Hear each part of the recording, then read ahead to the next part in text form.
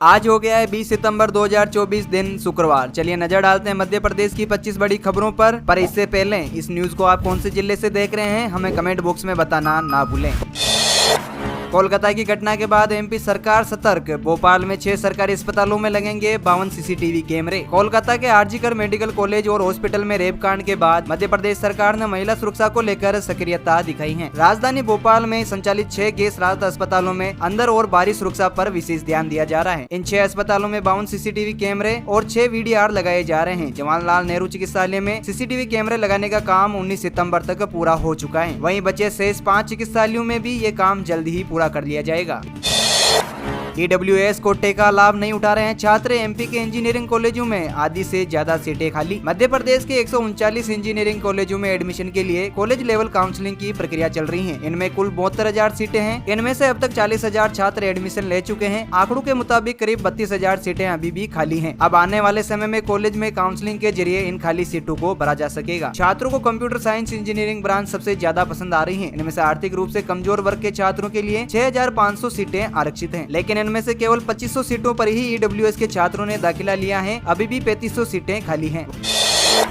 One nation one election प्रस्ताव को Modi cabinet की मंजूरी, सीएम मोहन ने रखा अपना पक्ष। भारत में लोकसभा के साथ ही विधानसभा चुनाव कराने का प्रस्ताव यानी वन नेशन वन इलेक्शन को केंद्रीय कैबिनेट की तरफ से मंजूरी दे दी गई है। बताया जा रहा है कि संसद के शीतकालीन सत्र में ये बिल पास किया जाएगा। एक देश एक चुनाव का प्रस्ताव कैबिनेट में पास होने के बाद केंद्रीय मंत्री अश्विनी वैष्णव ने जानकारी देते हुए बताया कि पहले फेज में विधानसभा और लोकसभा के चुनाव साथ होंगे और फिर दूसरे फेज में निकाय चुनाव कराए जाएंगे। मध्य प्रदेश के सीएम मोहन यादव ने भी इस कदम को ऐतिहासिक बताया है। उन्होंने भी वन नेशन वन इलेक्शन का समर्थन करते हुए इसका स्वागत किया है। वहीं माना जा रहा है कि वन नेशन वन इलेक्शन का बिल संसद के शीतकालीन सत्र यानी नवंबर या दिसंबर में पेश किया जाएगा।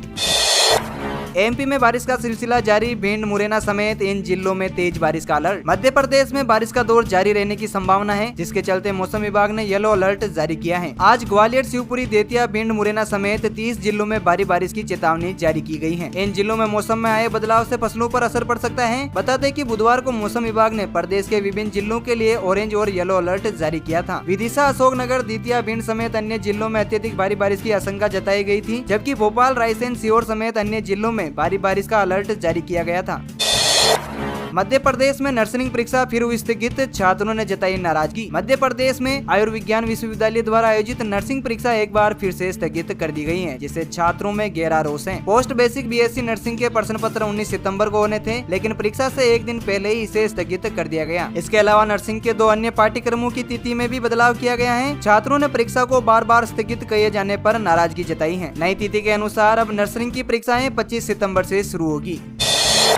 उज्जैन में राष्ट्रपति मुर्मू ने किए महाकाल के दर्शन, सफाई मित्रों का किया सम्मान। राष्ट्रपति द्रौपदी मुर्मू कल पहली बार विश्व प्रसिद्ध बाबा महाकाल की नगरी उज्जैन पहुंची। TRP लाइन हेलीपैड पर राज्यपाल मंगूभाई पटेल, मुख्यमंत्री डॉक्टर मोहन यादव और उप मुख्यमंत्री जगदीश देवड़ा ने उनकी आगमनी की। इसके बाद राष्ट्रपति द्रौपदी मुर्मू सीधे कार्यक्रम स्थल होटल रुद्राक्ष पहुंची, जहाँ उन्होंने सफाई मित्रों का सम्मान किया और उज्जैन इंदौर 6 लेन का भूमि पूजन भी किया। सफाई कर्मियों के सम्मान के दौरान राष्ट्रपति ने अपने संबोधन की शुरुआत जय श्री महाकाल के साथ की। उन्होंने कहा कि महाकाल की नगरी उज्जैन में सदियों से संस्कृति और सभ्यता की परंपरा निरंतर बनी हुई है। उज्जैन अंतर्राष्ट्रीय व्यापार का केंद्र भी रहा है।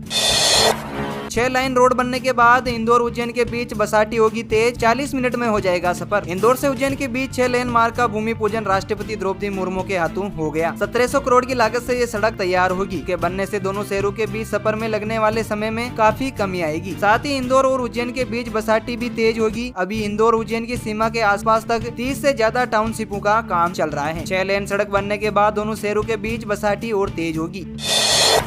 ओलंपिक पदक विजेता बनेंगे राजपत्रित अधिकारी, एशियन गेम विजेता खिलाड़ियों को भी मिलेगा मौका, हर जिले में बनेगा खेल स्टेडियम। ओलंपिक और एशियन गेम्स में पदक जीतने वाले मध्य प्रदेश के खिलाड़ियों को सीधे राजपत्रित अधिकारी के पद पर नियुक्तियां दी जाएगी। खिलाड़ियों के लिए अवसर खोलते ही मध्य प्रदेश के मुख्यमंत्री डॉक्टर मोहन यादव ने ये निर्देश दिए हैं। मुख्यमंत्री के निर्देश पर जल्दी कैबिनेट की बैठक में ये प्रस्ताव आएगा। मुख्यमंत्री डॉक्टर मोहन यादव ने खेल एवं युवक कल्याण विभाग की सक्षमा बैठक की है। मुख्यमंत्री ने कहा कि उत्कृष्ट खिलाड़ियों को शैक्षणिक योग्यता के आधार पर उच्च शिक्षा, स्कूली शिक्षा, आबकारी, परिवहन, पुलिस और अनुसूचित जनजाति विभागों में खेल कोटे से नौकरियां दी जाएगी। एमपी के ऊर्जा मंत्री का अलग अंदाज, जलभराव से प्रभावित हुई बस्ती पहुंचे प्रद्युमन सिंह, रात शिविर में बिताई रात, लोगों का जाना हालचाल। ग्वालियर में मध्य प्रदेश सरकार के ऊर्जा मंत्री प्रद्युमन सिंह तोमर का एक बार फिर से अलग अंदाज देखने को मिला। ऊर्जा मंत्री जिले में भारी बारिश से प्रभावित लोगों के लिए बनाए राहत शिविर में जा पहुंचे, जहां उन्होंने रात्रि विश्राम कर लोगों के साथ ही रात बिताई। इस दौरान मंत्री तोमर ने राहत शिविर में लोगों से शिविर में मौजूदा व्यवस्थाओं के बारे में पूछा, साथ ही सभी का हाल जाना। रात्रि विश्राम को लेकर मंत्री प्रद्युमन का कहना है कि प्राकृतिक आपदा के दौर में वे अपने लोगों के साथ खड़े हैं।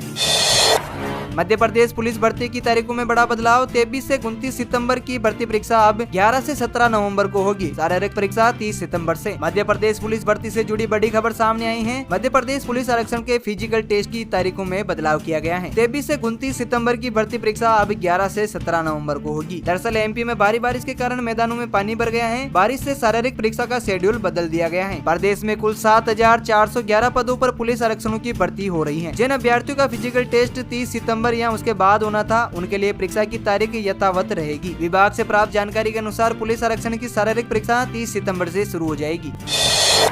नीमच में सरकारी परियोजनाओं के खिलाफ ग्रामीणों ने शुरू किया आमरण अनशन, एसडीएम को सौंपा ज्ञापन। मध्य प्रदेश के नीमच जिले में ग्रामीणों द्वारा चिता प्रोजेक्ट और जल विद्युत परियोजनाओं के खिलाफ विरोध किया जा रहा है। इसका मुख्य कारण वन विभाग द्वारा चरणों की जमीन हथियाने और जल विद्युत परियोजनाओं के तहत किसानों की जमीन प्रशासन द्वारा बिना सहमति के अधिग्रहित करना है। बता दें कि ये दोनों प्रोजेक्ट केंद्र और मध्य प्रदेश सरकार की टॉप प्रायोरिटी में शामिल है। ग्रामीणों की मांग है कि तख्तकालीन कलेक्टर दिनेश जैन पर एफआईआर हो। साथ ही वे अपनी 16 मांगों के निराकरण के लिए आमरण अनशन पर बैठे हुए हैं, जिनसे उनके स्वास्थ्य पर भी असर देखने को मिल रहा है। जीतू पटवारी ने राष्ट्रपति द्रौपदी मुर्मू को लिखा पत्र, मध्य प्रदेश में महिलाओं की स्थिति को लेकर कांग्रेस की रिपोर्ट साझा की। कांग्रेस प्रदेश अध्यक्ष जीतू पटवारी ने राष्ट्रपति द्रौपदी मुर्मू को पत्र लिखा है। इस पत्र में उन्होंने मध्य प्रदेश की महिलाओं की स्थिति को लेकर कांग्रेस पार्टी द्वारा तैयार की गई एक रिपोर्ट साझा की है। इस रिपोर्ट के आधार पर राष्ट्रपति जी को पत्र लिखकर मध्य प्रदेश में महिलाओं के उत्पीड़न की समस्या को उनके संज्ञान में लाने का प्रयास किया गया है। बता दें कि राष्ट्रपति के इंदौर प्रवास के दौरान पटवारी ने उनसे मिलने का समय मांगा था, लेकिन पूर्व निर्धारित कार्यक्रम के कारण मुलाकात नहीं हो पाई थी। इसके बाद अब उन्होंने राष्ट्रपति को पत्र लिखा है।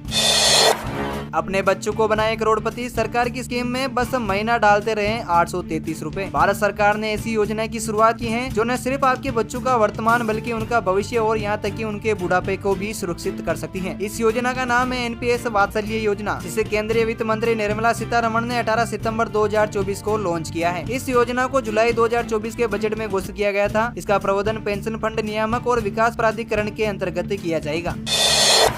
भारत में डीजल कारों पर लगेगा बैन, कई शहरों में होगा नियम लागू। अगर आप भी डीजल वाहन के मालिक हैं तो सावधान हो जाइए, क्योंकि भारत में डीजल वाहनों पर रोक लगाने की तैयारी हो गई है। बताया जा रहा है कि इसको लेकर सरकार की ओर से तैयारियां पूरी कर ली गई हैं। मीडिया रिपोर्ट्स की माने तो डीजल वाहनों को जल्द से जल्द रोक लगाने की सिफारिश की गई है। इस प्रतिबंध का मुख्य मकसद देश में इलेक्ट्रॉनिक वाहनों को प्रोत्साहित भी करना है। इससे न सिर्फ प्रदूषण से राहत मिलेगी बल्कि ईंधन पर भी निर्भरता कम होगी। ऊर्जा संक्रमण सलाहकार समिति की ओर से 2027 से डीजल वाहनों की बिक्री पर पूरी तरीके से रोक लगाने की सिफारिश की गई है। रनों की बारिश से पहले बूंदों की वर्षा से जलमग्न हुआ करोड़ों का स्टेडियम। 17 दिन बाद है India versus Bangladesh T20 match. Scindia ने कहा 14 साल के वनवास को करेगा खत्म। मध्य प्रदेश के ग्वालियर में बीते 24 घंटों के दौरान हुई मूसलाधार बारिश के बाद करोड़ों की लागत से तैयार नया स्टेडियम जलमग्न हो गया है। साथ ही स्टेडियम के बाहरी बाउंड्री वाला बड़ा हिस्सा भी धराशायी हो गया। हादसे के बाद 210 करोड़ की लागत से तैयार हुए शंकरपुर स्थित माधवराव सिंधिया क्रिकेट स्टेडियम की इंजीनियरिंग पर सवाल खड़े हुए हैं। चिंता की बात तो यह है कि आगामी 6 अक्टूबर को भारत और बांग्लादेश के बीच T20 सीरीज का पहला मैच होना है, जिसके लिए अब मैच 17 दिन बाकी रह गए। ऐसे में बारिश के दौरान स्टेडियम के अंदर तक पानी पहुंचने से करोड़ों के प्रोजेक्ट पर पानी फिर गया।